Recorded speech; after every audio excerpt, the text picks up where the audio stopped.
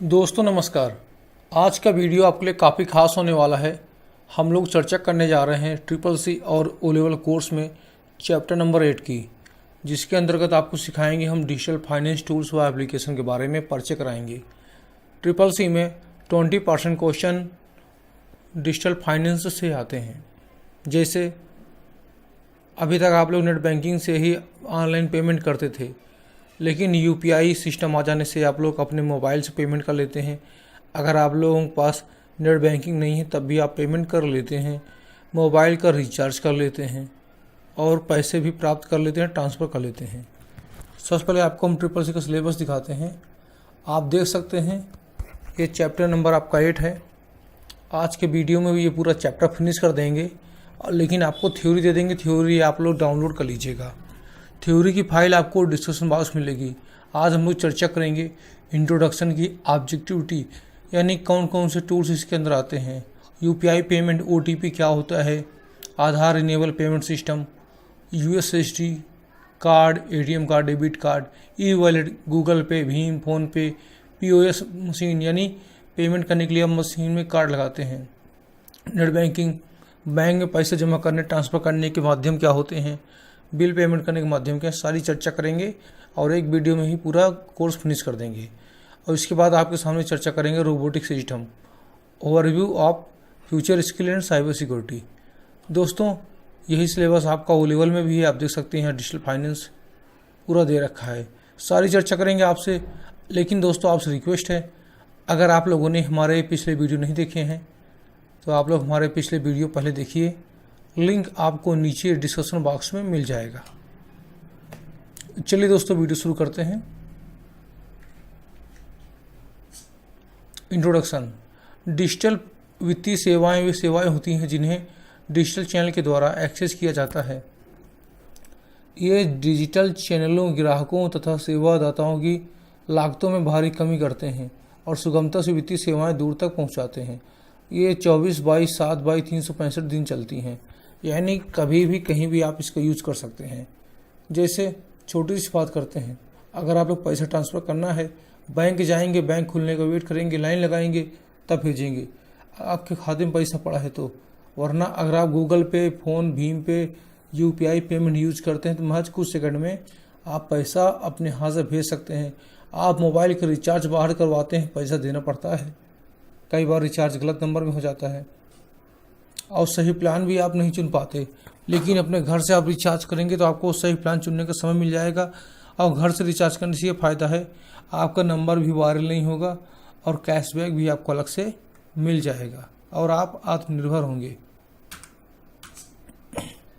क्या क्या चर्चा करेंगे, यूपीआई की चर्चा करेंगे, ई वॉलेट की चर्चा करेंगे, क्यूआर कोड क्या होते हैं, AEPS, USSD, credit card, debit card, POS machine, net banking, RTGS, NEFT, IMPS, online bill payment system, digital finance tools, understanding OTP. OTP क्या होता है? देखिए, ओटीपी एक मैसेज होता है जिसके अंदर एक कोड आता है वेरिफिकेशन के लिए, जिसकी वैधता आपका 1 मिनट से लेकर 10 मिनट होती है।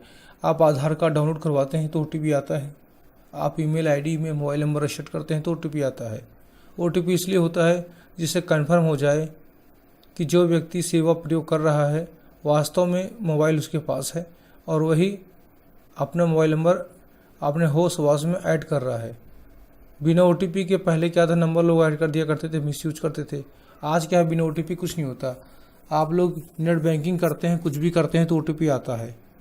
लेकिन अगर आप लोग गूगल पे, फ़ोन, भीम, यूपीआई यूज करते हैं, ये आपके मोबाइल में चलता है, आपके डिवाइस से चलता है, इसलिए इसमें ओटीपी नहीं आता।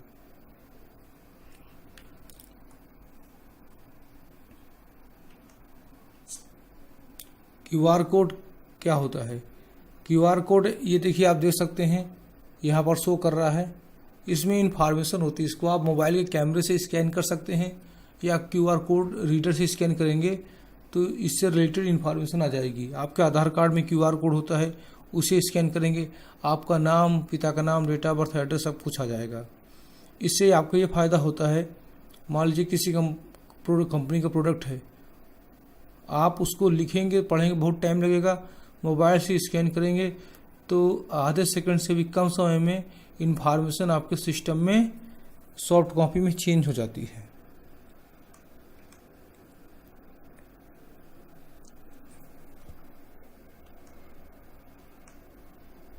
इसे डेंसो वेव जो कि एक सब्सिडियरी कंपनी है टोयोटा ग्रुप के, उन्होंने ही सबसे पहले क्यूआर कोड का आविष्कार किया था 1994 में। यानी डेंसो वेव ने 1994 में क्यूआर कोड का आविष्कार किया था। इसके माध्यम से किसी पार्ट को ट्रेस कर सकते हैं। यूपीआई क्या होता है?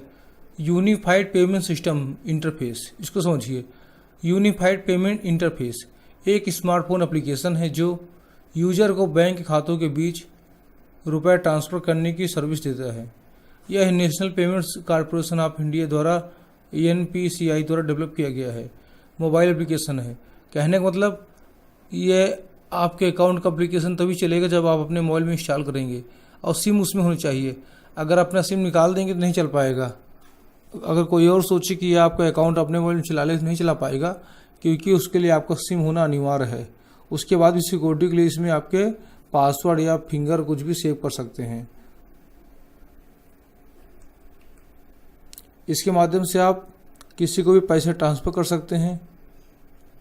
इसमें किसी का बैंक अकाउंट नंबर मालूम हो या ना मालूम हो, यूपीआई आईडी पता है तो भी पैसा ट्रांसफ़र कर लेंगे, मोबाइल नंबर पता है तो ट्रांसफ़र कर लेंगे। ये सिक्योर होता है, इसमें हैकिंग नहीं होती। भारत में 11 अप्रैल 2016 को पायलट सिस्टम शुरू किया गया था। अगस्त 2016 में देश भर के बैंकों ने अपना इंटरफेस अपलोड करना शुरू किया। यूपीआई की विशेषताएं। इमीडिएट पेमेंट सिस्टम के माध्यम से फंड का ट्रांसफ़र होता है, यानी एफटी से तेज होता है। यानी इसके माध्यम से आप अपने बैंक से दूसरे बैंक में पैसा ट्रांसफ़र कर सकते हैं महज कुछ सेकंड में। जैसे आप पंजाब नेशनल बैंक की सेवा यूज करते हैं और आपको पैसा भेजना है स्टेट बैंक ऑफ इंडिया में भेजना है, तो पहले क्या था, आप लोग पंजाब नेशनल बैंक से आरटीजीएस या एनईएफटी करते थे, या तो पैसा निकाल के जिस बैंक में पैसा भेजना है उसकी ब्रांच में आप जाते थे। लेकिन यहाँ कहीं कुछ नहीं करना, आप यहाँ पर महज एक क्लिक में पैसा ट्रांसफ़र कर सकते हैं। चूँकि ये डिजिटल है और 24 घंटे और सभी सार्वजनिक छुट्टियों पर भी इसका यूज कर सकते हैं। अगर पैसा बीच में फंस गया तो लौट आता है।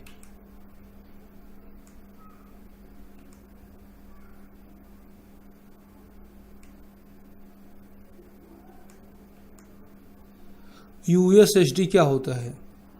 यह यूएसएसडी पर भी अवेलेबल होता है, जहां यूजर केवल *99# डायल करके सर्विस का यूज करते हैं।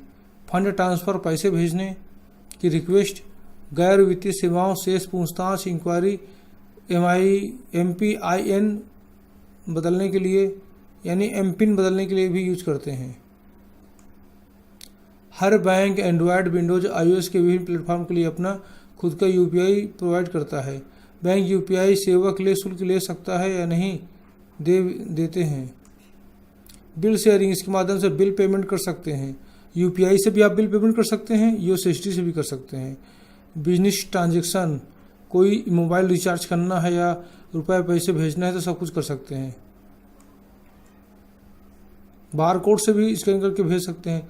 यूपीआई रजिस्ट्रेशन कैसे करें? इसके लिए आप प्ले स्टोर से ऐप डाउनलोड करते हैं और एटीएम कार्ड लेके अपना आईडी बना लेते हैं।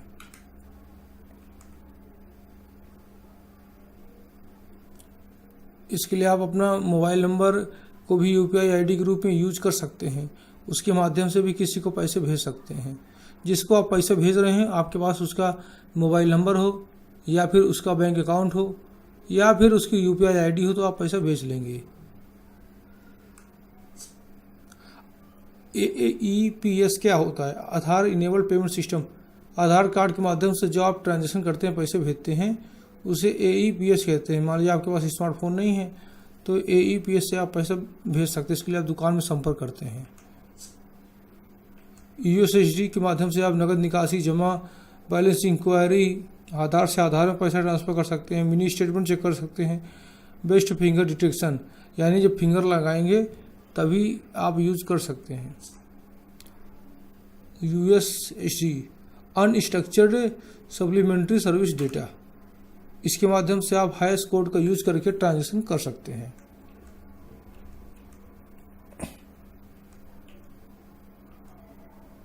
नया अकाउंट खुलवाने के लिए आपको केवाईसी की जरूरत पड़ती है। ट्रांजेक्शन के लिए आपको इसका कोड याद करना पड़ता है। आप यूएसडी यूज करें चाहे यूपीआई यूज करें, आपको कोड याद करना पड़ता है, ना कि लिखना पड़ता है। अगर आप लिखेंगे तो कोई भी आपका मोबाइल लेके मिस यूज कर सकता है, इसलिए कोड को याद कीजिए। ट्रिपल सिम बार बार क्वेश्चन आते हैं। फंड ट्रांसफ़र करने के लिए क्या 5,000 रुपये डेली, 50,000 रुपये सालाना कर सकते हैं।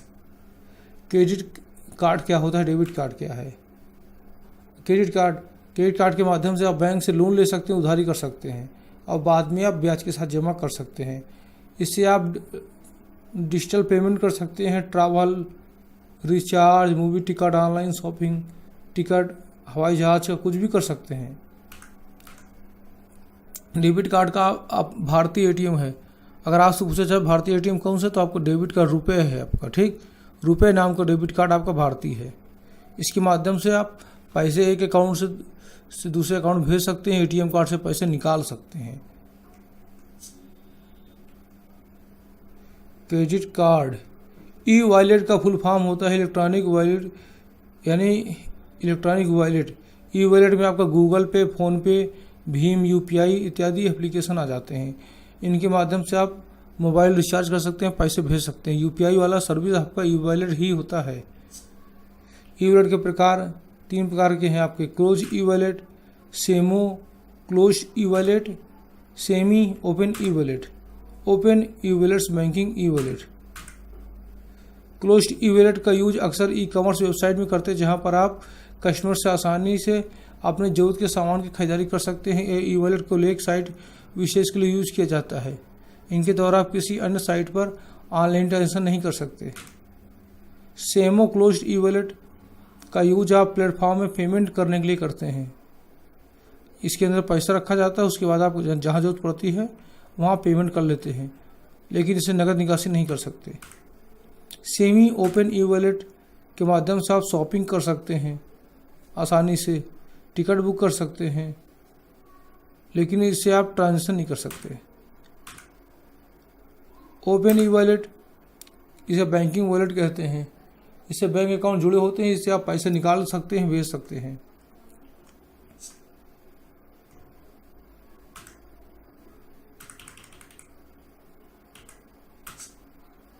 ई वॉलेट का यूज करने पर इससे क्या हो सकता है, इसके द्वारा जो ट्रांजेक्शन करेंगे उससे पैसा लौट के नहीं आता। इससे केवल खरीदारी कर सकते हैं। यदि आप मोबाइल को खो देंगे तो आप अपना ई वॉलेट भी खो देते हैं। ई वॉलेट का यूज़ तब तक कर सकते हैं जब तक आपके मोबाइल में बैटरी है। बैटरी नहीं तो नहीं कर पाएंगे।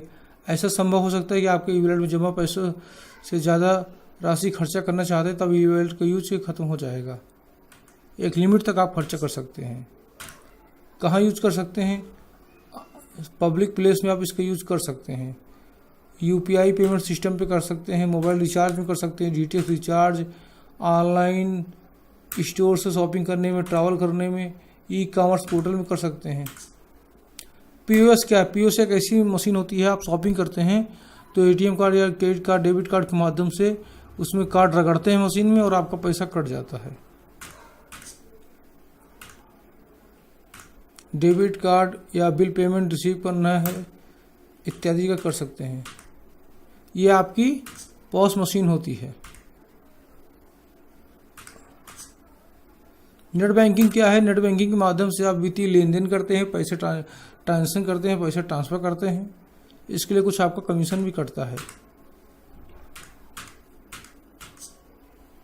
इसकी विशेषताएं क्या हैं, इस सुविधा को यूज करने के लिए ग्राहक लेन देन और गैर लेन देन संबंधी कार्यों को संचालन कर सकता है, जैसे बैंक स्टेटमेंट देखना, डिटेल देखना, अपने हिस्ट्री चेक कर सकते हैं, बैंक स्टेटमेंट चेक कर सकते हैं, एप्लीकेशन फॉर्म डाउनलोड कर सकते हैं, पेमेंट कर सकते हैं।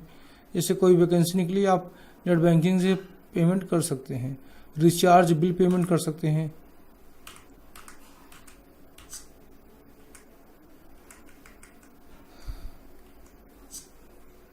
नुकसान क्या है, जितना यूज करते हैं उतना कमीशन इसका कटा करता है। कई बार आपकी हैकिंग भी हो जाती है। अगर कोई पासवर्ड जान जाए तो पैसा निकाल सकता है आपका।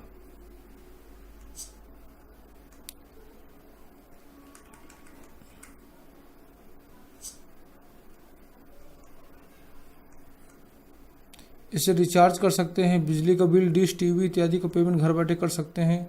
अकाउंट का स्टेटमेंट डाउनलोड कर सकते हैं, चेकबुक ऑर्डर कर सकते हैं, नेट बैंकिंग से ऑनलाइन खरीदारी कर सकते हैं, बैंक से किसी भी उपलब्ध बैंकिंग सेवा की मांग या शिकायत दर्ज कर सकते हैं, अपने खाते की जानकारी देख सकते हैं उसमें क्या चेंजेस हुआ है, शेयर मार्केट में पैसा लगा सकते हैं, टिकट बुक कर सकते हैं हवाई जहाज, बस, रेलवे का, टैक्स पेमेंट कर सकते हैं, डीडी ट्रांसफ़र कर सकते हैं, फॉर्म भर सकते हैं, लोन ले सकते हैं, अन्य डिटेल दे सकते हैं, जीवन बीमा इत्यादि पेमेंट कर सकते हैं। नेट बैंकिंग का यूज कैसे करेंगे? इसके लिए आपके पास बैंक से संपर्क करना पड़ता है, वहाँ फॉर्म भरना पड़ता है और वहाँ से आईडी पासवर्ड लेना पड़ता है। उसके बाद वेबसाइट में आपको अकाउंट बनाना पड़ता है। एनईएफटी क्या होता है? एनईएफटी एक इलेक्ट्रॉनिक फंड ट्रांसफ़र सिस्टम है, आरबीआई द्वारा मैनेज किया जाता है। नवंबर 2005 में institute for development and research in banking technology द्वारा इसकी स्थापना रख रखाव किया गया था। एनईएफटी भारत में बैंक के ग्राहकों को किसी भी आधार पर किसी भी दो एनईएफटी सक्षम बैंक के खातों के बीच फंड ट्रांसफ़र करने की अनुमति देता है। यानी कि दो ऐसे बैंक हो जहां पर एनईएफटी की सुविधा हो तो वहां पर आप पैसे ट्रांसफ़र कर सकते हैं। आरटीजीएस के अपोजिट एनईएफटी प्रणाली के माध्यम से फंड ट्रांसफ़र करना वास्तविक समय के आधार पर नहीं होता। यह एनईएफटी 23 दिनों के साथ आधे घंटे के बैचों में फंड ट्रांसफ़र करता है, जो सप्ताह के दिनों में 8 से 6:30 के बीच में होता है। महीने के दूसरे चौथे शनिवार को या रविवार को करें तो सार्वजनिक अवकाश और कोई सेटलमेंट नहीं होता। इसकी लिमिट ₹1 होती है, अधिकतम कोई सीमा नहीं। ये बार बार क्वेश्चन आपका CCC O लेवल में आता है, इसको अच्छे से पढ़ लीजिएगा। नोट्स का PDF आपको नीचे डिस्कशन बॉक्स में लिंक मिल जाएगा, ऑफलाइन कर सकते हैं।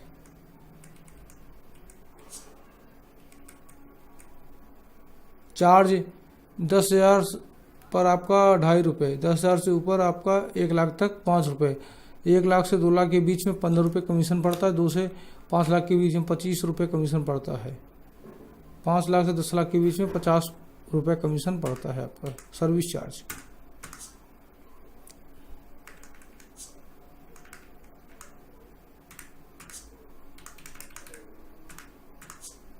आरटीजीएस क्या होता है? आरटीजीएस के माध्यम से भी आप पैसे ट्रांसफर करते हैं, इलेक्ट्रॉनिक रूप होता है। इसकी न्यूनतम राशि ₹2 लाख होती है।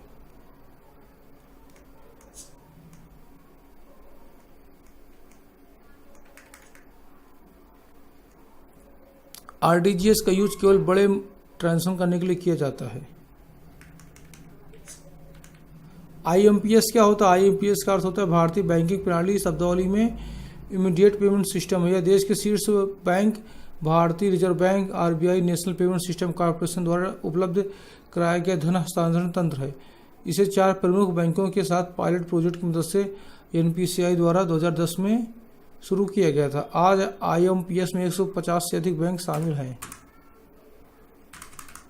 इसमें रियल टाइम में पैसा ट्रांसफर होता है, देख सकते हैं। मैक्सिमम लिमिट ₹2 लाख है पर ट्रांजेक्शन। इंस्टेंट ट्रांसफर तुरंत ट्रांसफर होता है और 24 घंटे सेवा चालू रहती है। आईएमपीएस की ट्रांसफर लिमिट आमतौर पर लेन देन के लिए प्रति लेन देन पर अधिकतम सीमा 2 लाख है। और इसके फायदे क्या हैं? तत्काल रुपए ट्रांसफ़र होते हैं। ट्रांसफ़र मोड आपका मोबाइल बैंकिंग भी हो सकता है, एमएमआईडी द्वारा भी कर सकते हैं। एमएमआईडी आधारित स्थानांतरण के लिए ₹5,000 प्रतिदिन सीमा होती है। फ़ायदा ये 365 दिन सुविधा होती है, छुट्टियों के दिन भी यूज कर सकते हैं और सिक्योर रहता, हैकिंग नहीं होती। कई चैनलों पर इसका यूज कर सकते हैं। खाता आईएफएससी कोड के माध्यम से ट्रांसफ़र होता है, एटीएम द्वारा ट्रांसफ़र होता है। ये बैंकों के चार्ज हैं। आईसीआईसीआई बैंक का ₹5 प्लस जीएसटी है। सिटी बैंक का कोई चार्ज नहीं है। एसबीआई का ₹1 प्लस जीएसटी। येस बैंक का ₹5, एचडीएफसी बैंक का ₹5 है। ये आईएमपीएस वाले चार्ज हैं।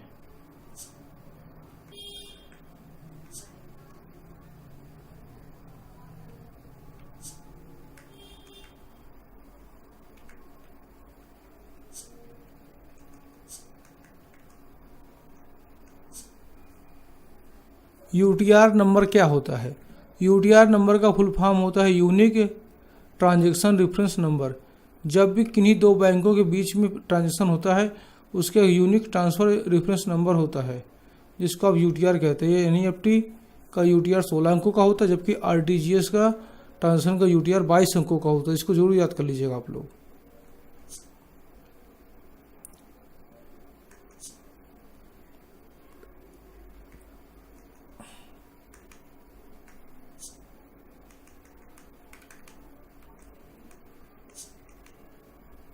ऑनलाइन बिल पेमेंट, यूजर द्वारा किसी भी सर्विस के लिए ऑनलाइन पेमेंट करने के लिए इलेक्ट्रॉनिक बिल को ई पेमेंट कहते हैं, जिसे user credit, debit card, mobile या इलेक्ट्रॉनिक फंड ट्रांसफ़र के जरिए पेमेंट कर सकता है। दरअसल ई बिल पेमेंट की सुविधा होने के समय की बचत के साथ साथ कैश कैरी करने का झंझट भी नहीं होता। साथ ही सुरक्षा के लिहाज से भी इलेक्ट्रॉनिक पेमेंट सुविधाजनक और सुरक्षित होता है। दोस्तों, अगर आपको जानकारी अच्छी लगी है तो प्लीज़ वीडियो को अपने दोस्तों को भी शेयर कीजिए। थ्योरी बहुत ज़्यादा है, इसलिए हमने कम से कम शब्दों में बताने की कोशिश की है। आप लोग फुर्सत से इसको पढ़ सकते हैं। अगर आप लोग चाहें तो अपने नोट्स अपने हाथ से बनाएं। ये जो आप नोट्स देख रहे थे, इसका पीडीएफ आपको नीचे डिस्क्रिप्शन बॉक्स में मिल जाएगा, जहां लिंक में क्लिक करके आप पीडीएफ डाउनलोड कर सकते हैं। अगर आप लोग चाहते हैं ऐसे वीडियो लगातार आपको मिलते रहें और आपने चैनल सब्सक्राइब नहीं किया है तो चैनल को सब्सक्राइब करके घंटी के निशान को दबाएं, बेल आइकन दबाएं। और आप हमसे टेलीग्राम में जुड़ सकते हैं, लिंक नीचे डिस्क्रिप्शन बॉक्स में मिल जाएगा। मिलते हैं दोस्तों नेक्स्ट वीडियो में, तब तक के लिए जय हिंद, जय भारत, वंदे मातरम।